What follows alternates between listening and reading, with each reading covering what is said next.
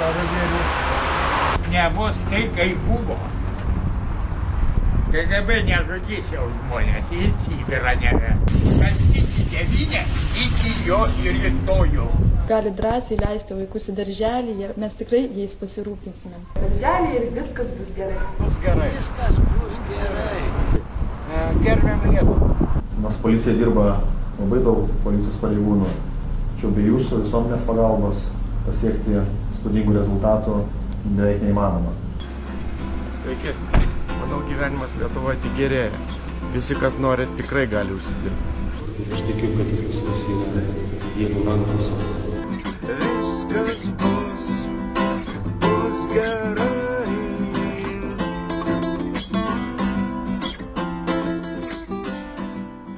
Kodėl žmonėms reikia galvoti ne vien apie buitinius dalykus, apie paprastus dalykus, kaip pavalgyti, kaip uždirbti daugiau pinigų? Kaip tu galvotum? Tai pirmiausia žmogaus sandara, visas sudėtis. Mes turim ne tik materialų kūną, mūsų cheminį atomų rinkinį, kuris labai svarbus ir jeigu jo nesirūpinam, mums tenka labai daug medikam mokėti. Bet mes turim ir savo subtilųjį kūną, kurį galima labai įvairiai pavadinti. Kaip energoinformacinis laukas, kaip kai kuriuose tautose tai vadinama dvasia, siela, aura, ar kaip tik mes norim. Dar kitaip mokslininkai irgi turi įvairią kvantinę fiziką savo įvairius pavadinimus.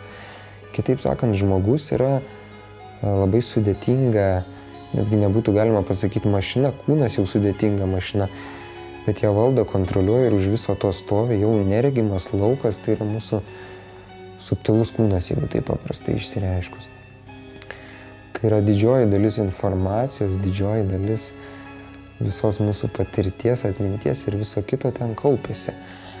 Ir tai yra labai svarbi mūsų gyvenimo dalis. Ir kaip mes kasdien rūpinamės savo materialiu kūnu, einam į tualetą, valom dantis, nosį nuprausiam, dar kažką. Dažnai šiuolaikiniai greičio visuomeniai buvo užmiršta tokie dalykai kaip energetika, subtilusis kūnas ir taip toliau. Ir mes jo nebeprižiūrim, nebevalom, nebedirbam su tuo visiškai. O tai pasirodo, bent jau kaip teigia irgi, yra nemaža dalis šiuolaikinių progresyvių psichologų ir medikų pasaulinių, kurie būtent teigia, kad didžioji dalis mūsų problemų ir susirgimų ir yra įtakojami būtent sutrikimų mūsų minčių, vertybių lauke, mūsų subtiliam kūne, kad jame mes išsibalansuojam, nebeturim pastovaus vertybinio pagrindo ir apskritai nebežinom, dėl ko gyvenam. Tai vienas dalykas. Antras dalykas, svarbiausia, kasdien nedirbam su to kūnu, jo nevalom, neprižiūrim ir nemylim, net neatsimenam, kad toks yra. O pats darbas, valymas, tai yra labai paprasta. Tai pirmiausia yra mūsų kasdienė ar kažkokia tai meditacija, ar laimės linkėjimas kažkam, ar jeigu tai tikinti žmogus, malda nuoširdi, kuri irgi mokslininkai patyrinėjo. Nuoširdi malda, bet kurioje konfesijai puikiai veikia. Stabilizuoja žmogų, harmonizuoja, netgi gerina jo sveikatą, kraujo sudėtį. Jeigu žmogus yra sveiko proto kritikas, tikras geras materialistas, tai čia nieko blogo. Jisai pasidomėjęs truputį giliau gali rasti, kad daugumą šitų dalykų rimti mokslininkai jau tyrinėjo, ar šiuo metu tyrinėja, ir apie tokius dalykus kaip energoinformacinį lauką, subtilųjį kūną, jie šneka labai nemažai. Daug yra tokių rimtų darbų prirašyta, gavusių apdovanojimus, recenzijų, apginta daktaro laipsnių, kur buvo įrodomi patys įvairiausi įdomus dalykai. Tame tarpe būtent susijęs ir su šita tema, su subtiliuoju kūnu, su tokiais dalykais kaip pavyzdžiui Krilijano fotografija, kuri naudojama užfiksuoti apie kiekvieną gyvą būtybę spinduliuojamus įvairius elektromagnetinius laukus, kurie pasirodo skiriasi. Ir net pagal jų iškraipimus galima šiek tiek numatyti ligas, būsimas problemas. Ar gyvenimas yra koks jis yra iš tikrųjų. Nu, jis yra realus. Vat, pavyzdžiui, šiandien peršalau ir ką bedaryčiau, laidoj turiu koščioti. Ir dar nedaug dievė užduosit klausimą apie sveiką gyvensenos būdą ar grūdinimąsi, tai tada jau būsiu iš vis nepatogioj padėty. Nu, toks tas ir gyvenimas. Jis nėra nei paprastas, nei patogus ir jis visada mūsų išbando. Kasdien duoda pamokas, kasdien duoda naujus uždavinius. Ir mes ne visada sugebam tai priimti kaip pamoką arba išbandymą. Dažniausiai žiūrim problemą. Arba vėl nesiseka. Kodėl aš? Nu kodėl aš? Kodėl aš vėl turiu ten sirgti ir dar kažko? Kodėl ne kiti ir panašiai. Tai tas mūsų egocentrizmas. Visada ieškom kaltų išorėje ir nekeičiam savęs. Nei vidinių charakterio savybių, nei fizinio išorinio kūno. Tai čia va tokia įsisenėjusi problematika. Jinai būdinga ne tik lietuviams, čia visos vakarų kultūros prigimtinė savybė, kad egocentrizmas užkoduotas jau šitoj kultūrai. Tu geras, tu šaunus, tu pasaulio centras, tu viską gali ir dar visi privalo tau pinigų duoti. Ir kai taip nėra, nu braš, reikia greit rasti kaltus, ar tai valdžioje, ar aplinkinių tarpe ir tada bus lengviau. Smegenys galės atsipalaiduoti, ant kažko išlieti neigiamą srautą. Ar gali vaikas, jaunuolis, keisti savo mąstyseną, jeigu jo aplinka to neleidžia? Gali. Tiek vaikas, tiek suaugęs. Apskritai esu matęs žmonių nuo bet kurio amžiaus pradedančių kažkokį savęs paieškos kelią, domėjimąsi aplinkiniu pasauliu ar gamta. Daugelis apskritai pradeda nuo gamtos, domėtis, kaip veikia gyvybė, kaip būtų galima neteršti gamtos, kaip aš galėčiau padėti aplinkai darniai su manim sutarti, kažkaip gyventi ir panašiai. Tai, o šiaip amžiaus jokių ribų nėra, kokių tik nesu matęs žmonių. Būna ir jau tikrai labai solidus pensinio amžiaus senjorai ateina kažkur į kažkokį jogos klubą, ar kažkokį būrelį, ar kažkokią mokyklą, kuri moko kažkokių ar tai sveikatingumo pagrindų, ar ajurvedos, ar ten gyvenimo dėsnių kažkokių ir pradeda mokyti, studijuoti ir keisti ir gyvenime daryti dalykus, kurių niekada nedarė per artimiausius 60 dešimtmečių ir neplanavo niekada gyvenime daryti. Ir kaip matai, kaip jie pasikeičia, kaip jie įsikvėpia, akis blizga ir galvoja, kad taip visi turėtų bent tokį šansą kažkada kažką tokio pabandyti, kas juos atgaivintų gyvenime pilnai, suteiktų naują gyvenimo skonį, nes viena iš problemų, kuri labai akivaizdžiai pasimato Lietuvoje, kai grįžti ilgiau pabuvęs kokioj neturtingoj šaly, kur žmonės labai laimingi. Taip dažnai būna, grįžti ir matai, kad mes turim visko iš tikrųjų labai daug, mes tik pavydim ten vakarų Europoje amerikiečiam, jie dar biškį daugiau turi, bet iš tikrųjų mes puikiai esam visko aprūpinti, turim ką gerti, mūsų vanduo iš tikrųjų puikus palyginus su daugeliu valstybių, ir oras dar puikus, ir miškų turim, ir žemės, visko mes turim, ir kas tik nori, gali gauti pigų žemės klipelį ir užsiauginti natūralią morką, kas jau yra retenybė vakarų pasaulyje, ir taip toliau. Galų gale net yra kažkokia socialinė rūpybos sistema ir pinigų Lietuvoje šiek tiek galima užsidirbti ir visa kita. Mes dažnai nevertinam, kokie esam laimingi, apdovanoti ir kiek daug turim, koks tas gyvenimas yra įdomus, šviesus ir ypatingas. Ir labai norisi to kažkokio vidinio gyvenimo džiaugsmo, kad žmonės atrastų savį, gautų, nes lietuviai tikrai turi daug. Bet laimingų matosi labai mažai ir iškyla toks labai skaudus klausimas, kodėl taip yra, kodėl žmonės taip kenčia, kodėl jie negali būti laimingi. Ir tikrai matosi, kad ne maisto kiekį ir ne piniguose ta laimė, nes yra žmonių, kuriems to tikrai trūksta, tai ten jau kitas klausimas, bet tokių nėra dauguma. Dauguma vis tiek yra apsirengę, pavalgę ir gyvena šiltai. Bet yra labai nelaimingi, tai tas blogai, viskas blogai.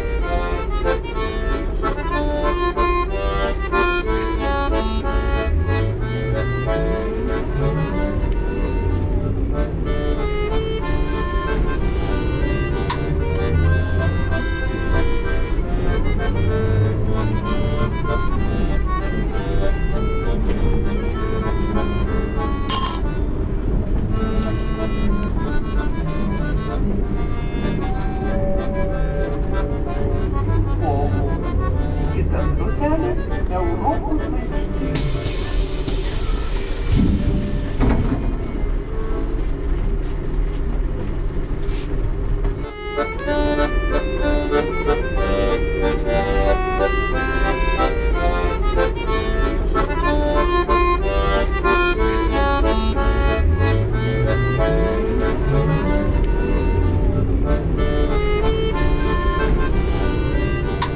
kasgi yra išmintis ir kas yra protas? Čia dar galima perfrazuoti, kad yra protas ir yra intelektas.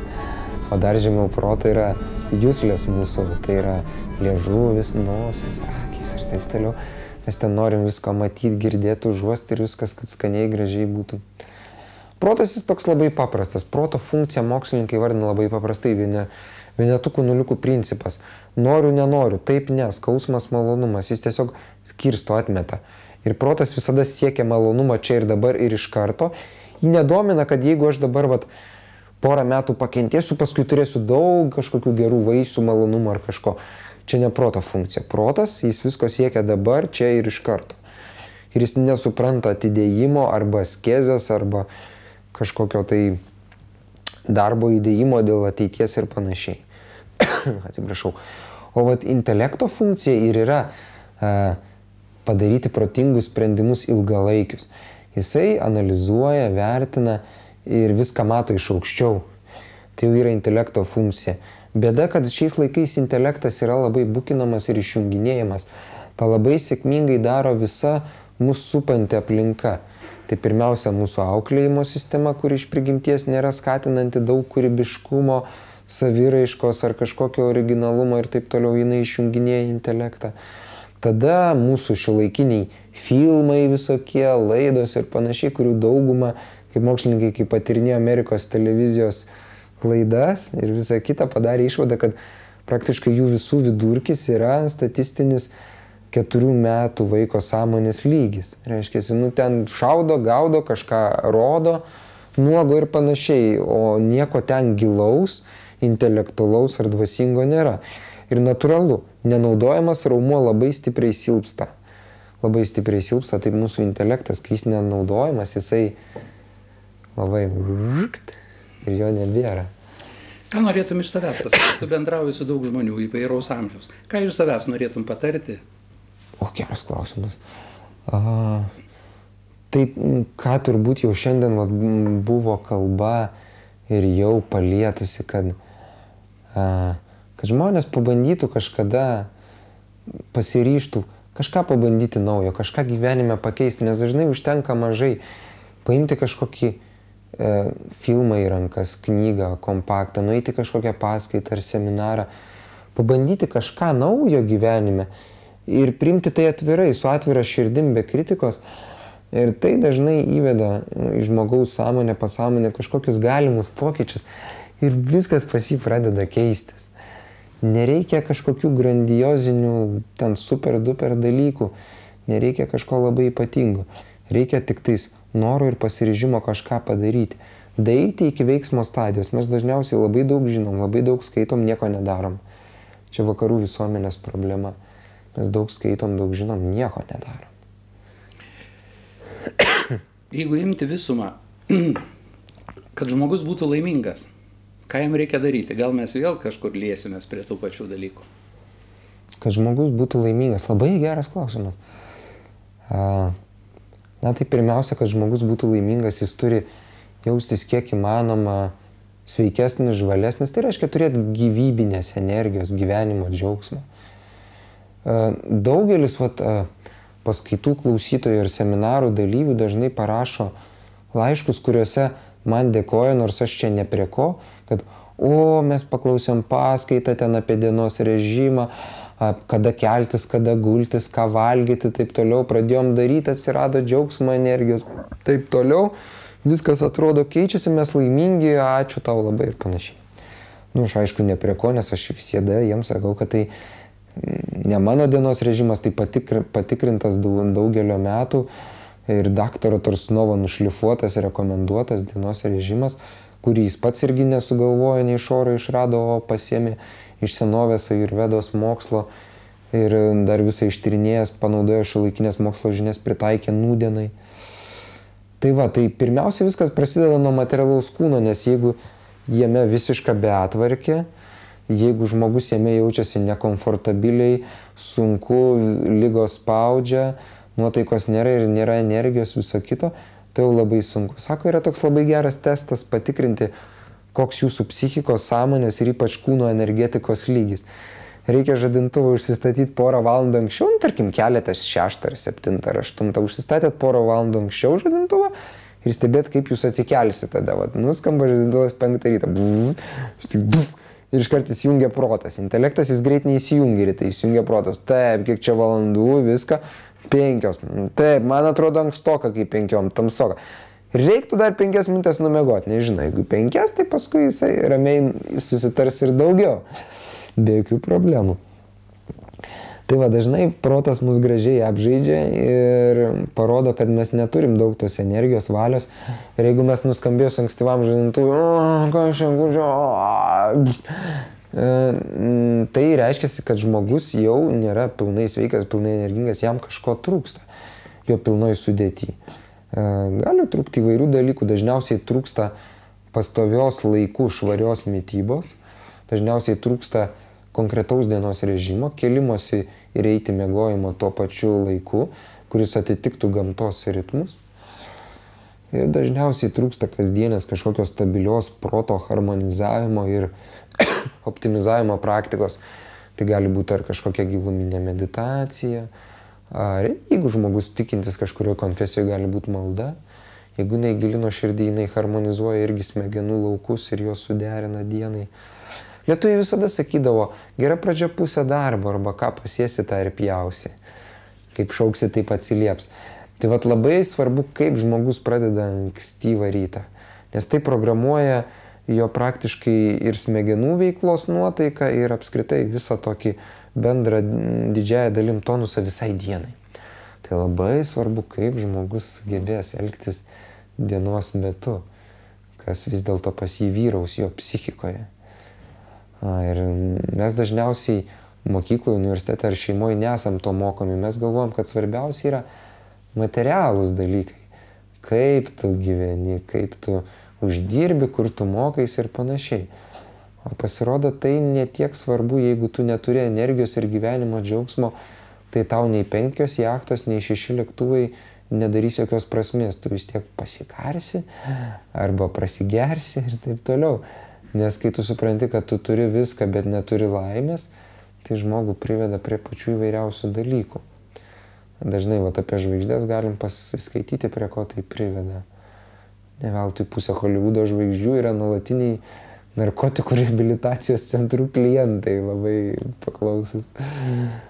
Nes tiesiog tokia situacija, kai žmogus gauna turtų, šlovę, bet tiesiog nežino, ką su jais daryti. Jo psichikoje nėra jokio vaizdinio, tik išskyrus vieną vienintelį - mėgautis tuo. Kad tai kažkaip panaudoti tarnystėj visuomeniai, kad tai panaudoti savo šlovę, skleisti kažkokius gerus dalykus, pavyzdžiui, apie sveiką gyvensenos būdą ar apie laimę, apie dar kažką. Tokių minčių mums nebuvo suteikta. Mūsų visuomeniai kažkaip tokio modelio dar nėra jis paklausus, nėra atsiradęs, tokia idėja nėra plati ir tada žmogus natūraliai nueina tuo materialiu keliu, bando išspausti visą pasimėgavimą, bet kuo tu labiau spaudi, tu matai, kad iš materijos daug neišspausi. Iš materijos gali išspausti tik komforto zoną. Jeigu tu nepavalgęs ir gauni maistą, tu laimingas. Jeigu tu neapsirengęs ir apsirengi, tu laimingas. Bet jeigu tu turi jau vieną striukę ir dar nusiperki 20, laimės praktiškai neprisideda, nes tu ir taip jau turi vieną gerą striukę, o kitos tiesiog stovi kampe. Ir materija praktiškai tada jau laimės nebeprideda papildomas. Jis gali pridėti puikybės, išdidumo, kas sukuria greitą psichikos degradaciją savo laiku. Nes puikybė, pasididžiavimas yra savybės charakterio, kurios labiausiai sunaikina visas kitas geras savybės. Čia tokia esminė korta kortų namelį, ją ištraukus ir parodžius savo puikybės kortą, visas namelis psichikos su laiku gali sugriūti. Ką patartum, kiek laiko skirti savo? Į dieną, į savaitę žmogui, kuris nori keisti save. Ir, sakykime, turi jau viršsvorį, turi nešvarias mintis, jis pats tą supranta. Pirmiausia, reiktų pradėti nuo to, kad labiausiai mums kenkia fanatizmas, dogmatizmas ir Ir dažniausiai šoko terapija, nes mes nebesam, vakariečiai mes jau dabartinė karta, nebesam asketiški, nebesam tvirti, nebesam tie mūsų protėviai, kurie su kardu galėjo atstovėti 100 vyrų vienas. Mes nebe tie žmonės. Mes gal didžiuojamės, ten medituojame tuos laikus, mes nebe tokie. Mes tokie biški vakarietiški lepšiai jau. Tai reikia taikyti dažniausiai atitinkamą taktiką. Jinai vadinasi ten, pavyzdžiui, 2 minučių taktika. Bet ką pradėti daryti nuo 2 minučių? Va, žmogus perskaitė kažkur internete ar literatūrai, geroj knygoj. Kaip aš savo laiku perskaičiau daktaro Torsunovo knygas Laimingo gyvenimo dėsniai. Jos lietuvių kalba išleistos, atsitiktinai pakliuvo į mano rankas, visiškai aš mėgėjęs pirkti knygas, pamačiau, nusipirkau, net nežinau, kas tai yra, apie ką tai. Paskui tik sužinau, kad tai geras ajurvedos ir medicinos specialistas, labai gerbiamas pasaulyje. Ir tiesiog atsiverčiu pirmą knygutę, o ten dienos režimas nuo iki, kada keltis, ką valgyti ir skaitau. Kad reikia keltis anksti vyrui, palysti po vėsių dušų, sėsti, medituoti, nuteikti protą optimistiškai, nes kaip nusiteiksi dienos pradžioje, taip toliau. Ir visa kita. Ir ten tokia didžiulė programa, ilgiausia, ten gali 2-3 valandas daryti. Kai tu niekada jokios rytinės programos tokios nedarydavai, galvoji, kaip faina, kaip įdomu, reikia čia daryti. Bet jei tik pradedi bent pusę jos bandyti daryti, tai po 2 dienų supranti, kad nėra laiko, per daug neįdomu, nusibosta ir panašiai. Ir tada žmogus greitai meta. Tai yra rekomenduojama psichologų tokia taktika. Pradėti, pavyzdžiui, nuo 2 minučių. Reiškia, tu nori daryti mankštą.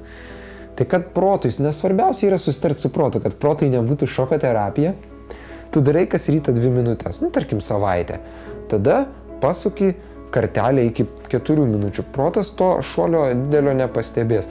Svarbu, kad su laiku tu tai sugebėtum daryti kasdien bent kokį 1 mėnesių, nes per 1 mėnesių kasdien daromas dalykas, nesvarbu, kad tai 2 minutės, jis tampa įpročiu. Jis įsitvirtina gilesniuose smegenų sluoksniuose ir tada jau žmogui po biškį keliant kartelę, kuo toliau dažniausiai netgi darosi vis lengviau ir lengviau ir lengviau, nes tai jau patapė jo gyvenimo dalim, įpročiu. Ir jis suvokia, netgi šiandien bendrau su vienu žmogumi, jis sako, jau metai užsiiminėjau meditaciją, iš pradžių buvo sunku, paskui palengvėjo, o dabar jau pačiam norisi daryti. Jau nebereikia jokios prievartos taikyti, nebereikia proto įtikinėti, sėdam čia dabar 5 minutės, palinkėsim laimės kitiem ar pamedituosim, tada ten po dušu nusimaudysim ar tą, ar aną, ten dienos taps režimėlis kažkoks minimalus pradžiai būna. Ir jį po truputį gali didinti. Nes aš atsimenu, kai prieš metus su trupučiu pradėjau daktaro Torsunovo tą metodiką, aš linkiu visiems laimės, linkėt laimės kitiems. Rytinė reiškia tokia meditacijos forma. Tai pradėjau gal, taip jau stiprokai nuo 20 minučių. Jis ten buvo kaip ir rekomendavęs vieno iš knygų, galima 20 minučių linkėti. Ir aš linkiu tas 20 minučių ir atsimenu, man labai atsibodo. O dabar, prabėgus metams, kai medituoji, 20 minučių praslenka visiškai nepastebimai, nes tas procesas tau jau yra savas, priprastas, įprastas ir jau jis lengvas. Jau tai susiformavo įpročių ir tai jau duoda stiprius rezultatus, nes kai praeina diena be to, iškart jauti tu labiau išsiblaškęs. Kartais būna, taip susiformuoja diena, daug darbų, daug įvykių, tu dar, tarkim, sergi ar kažką ir vėliau atsikeli ir tau matai, kad visai nebeliko laiko tai meditacijai rytiniai.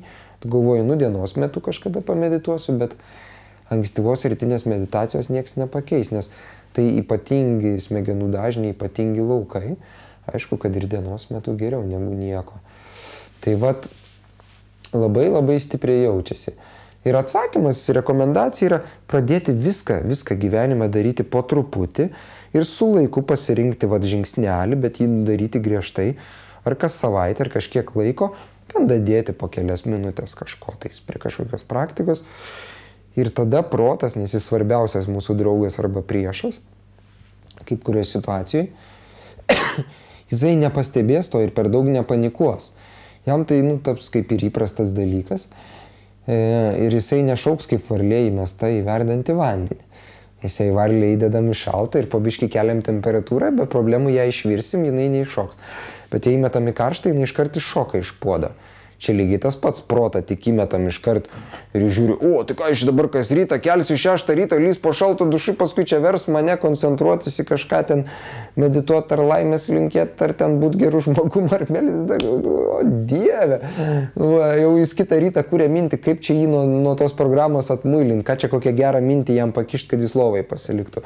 Ir tikrai randa genialių minčių, paskui pats galvoju, wow, iš kur čia taip gudriai. Nes, jis pajunta pavojų, kad čia iškilo pavojus jo gyvenimo įprastam stiliui proto. Va, tai su protu reikia švelniai jis arba...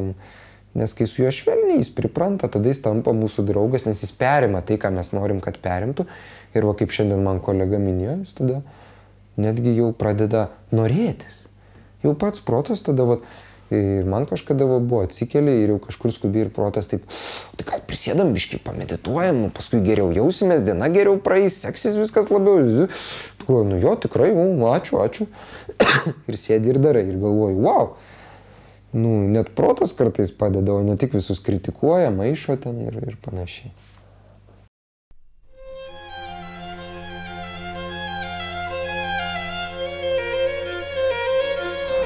Не работает, ничего не дают.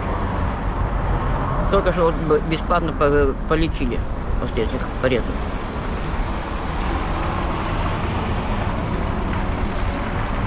А на бирже уже, наверное, раз 5 вставала, а толку мало.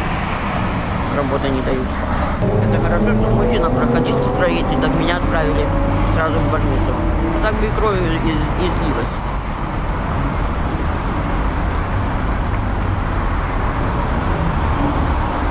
Лечат хорошо. Лежала в Владимирской больнице, лечили очень хорошо. Присматривали. Помогает мне.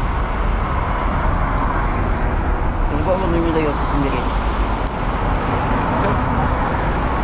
Все. Удачи вам, удачи нам.